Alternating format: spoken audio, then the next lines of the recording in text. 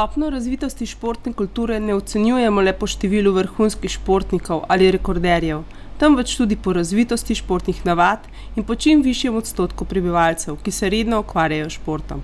Ne pozabimo na osebe s posebnimi potrebami, za katere je Svet Evrope sprejel dokument, v katerem vlade članice Evropske skupnosti spodbuja, da podprejo šport za osebe s posebnimi potrebami.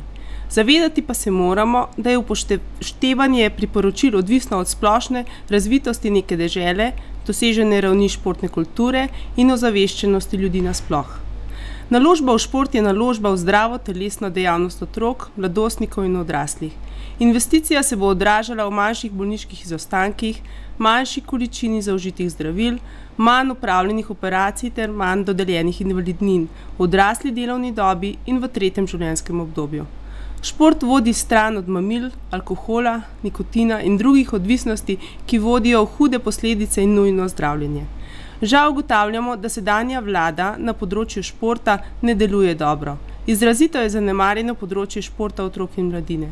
Vsi vemo, da je predšolsko in šolsko obdobje najpomembnejše za nadaljnji gibalno-športni razvoj posameznika. A kaj, ko je realizacija nacionalnega programa športa na tem področju za leto 2008 le 35,8%. Denarja je dovolj le za gradnje, ki so mnogokrat neracionalne. Za vzdrževanje teh objektov bodo občinski proračuni zelo obremenjeni, kar pa bo šlo na račun zmanjševanja sofinanciranja programov športa. V okviru LDS se pomena športa zelo zavedamo.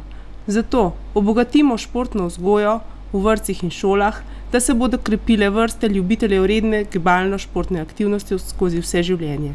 Vsakemu otroku ponudimo najmanj 3 ure organizirane aktivnosti na teden, kjer bodo svoje delo našli športni pedagogi.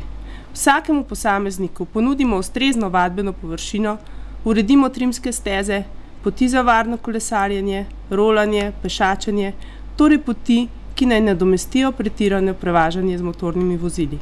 Pripravimo prilagojene programe, ki bo v šport vodilo invalidne. S skupnimi akcijami povežimo preventivne programe Ministrstva za zdravje ter športno-rekreativne programe Ministrstva za šolstvo in šport. Pospešimo izobraževanje na področju športa ter omogočimo razmah raziskav in znanstvenih del. Za šport namenimo vsaj toliko javnih sredstev, kot je to v razvitih evropskih državah.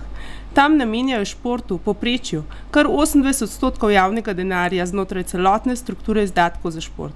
V Sloveniji le 19%. Vrhunski šport, ki predstavlja vrh športne piramide, naj postane še bolj konkurenčen. Podprimo programe priprav in nastopov mladih, perspektivnih in vrhunskih športnikov. Omogočimo štipendiranje in šolanje, da bodo ob koncu športne kariere lahko nadaljevali poklicno pot. Zakonodaja naj šport omogoča, utemeljuje njegovo avtonomnost in širi njegova področja. Davčna zakonodaja pa naj šport spodbuja, ne zavira.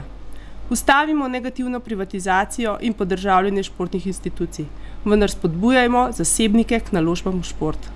Prepričani smo, da se bo večja naložba v šport v Sloveniji bogato obrestovala, zato ne zanemarimo ta pomemben družbeni, državni in javni element.